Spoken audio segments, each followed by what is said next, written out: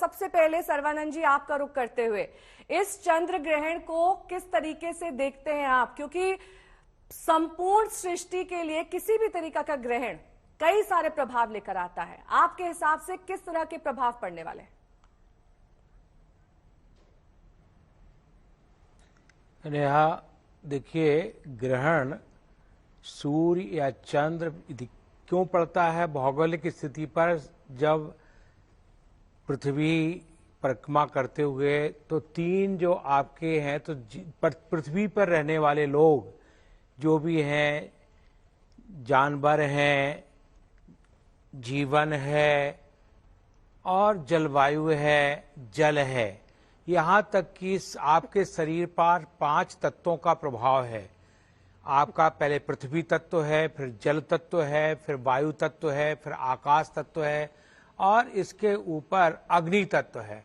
तो 5 तत्वों पर ये देखिए, एक ही महीने में पहले अमावस्या को सूर्य ग्रहण था और आज जब पूर्णिमा है तो उसके दिन चंद्र ग्रहण है। तो ये दोनों ग्रहण पृथ्वी को बड़ा आंदोलित कर रहे हैं। जैसे कि आप देखिए, पानी का प्रभाव पड़ेगा, जीवन पर प्रभाव पड़ेगा और इसके साथ जो जलवायु है, परिवर्तन हो रहा है जिस तरह से वातावरण का, उस पर भी प्रभाव पड़ेगा। समुद्री तूफान अधिक आएंगे। इस तरह के ये देखिए, ये ग्रहण आपको संकेत देते हैं कि इनसे आप सावधान हो जाओ। ग्रहण कोई डरावना रूप नहीं है कि आपके ऊपर किसी तरह से वो हो रहा हो, केवल आपको सांकेतिक कि देखिए, आपका जल, जीवन और जलवायु, इन पर आपका कोई, और या पृथ्वी पर जैसे अन्न है, फल है, सब उत्पन्न होते हैं। तो आप अगर सावधान हो जाते हैं तो निश्चित है। लेकिन ये ग्रहण काल में जो व्यक्ति अगर कोई मंत्र जाप करता है, कोई ईश्वर की आराधना करता है, तो निश्चित है उसका जो एक अनुष्ठान की तरह सिद्ध भी हो जाता है। तो ये पुण्य काल भी कहलाता है, आपत्ति काल भी है।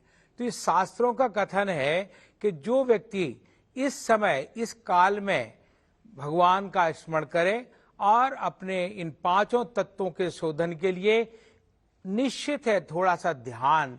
और ये चंद्र ग्रहण, नेहा, ये मन का प्रभाव है, क्योंकि मन जो है जल से उत्पन्न, जल, मन का जो देवता कौन है? जल है। तो कहते हैं चंद्रमा मनसो जाता। चंद्रमा पर ही ग्रहण पड़ रहा, तो ये मन आपका एकाग्र तब होगा जब आपका स्थूल शरीर और फिर आता कारण शरीर और इसके बाद आता है आपका सूक्ष्म शरीर।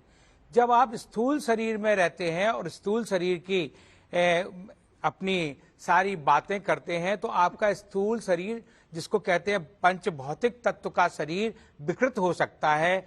जैसे कि कई तरह के वातावरण हैं, जानवर भी अपने को छिपा के कर लेते हैं, वो भी ईश्वर का प्रारंभ करते हैं। तो ये निश्चित है, जब आप जब अपने स्थूल शरीर को शोधन कर लेंगे तो निश्चित फिर कारण शरीर, कारण है मन का देवता, वहां आपका मन रुक जाना चाहिए। मन एकाग्र होगा तो ध्यानस्थ जब आदमी हो जाता है, भगवान श्री कृष्ण ने भी अर्जुन से कहा तुम ध्यानस्थ हो जाओ, तो निश्चित तुम्हें भूतकाल का और भविष्य काल का कुछ पता नहीं चलेगा। तो निश्चित नेहा, ये ग्रहण काल भौगोलिक है और उस स्थिति में व्यक्ति को सावधान करने का बहुत बड़ा उपाय है।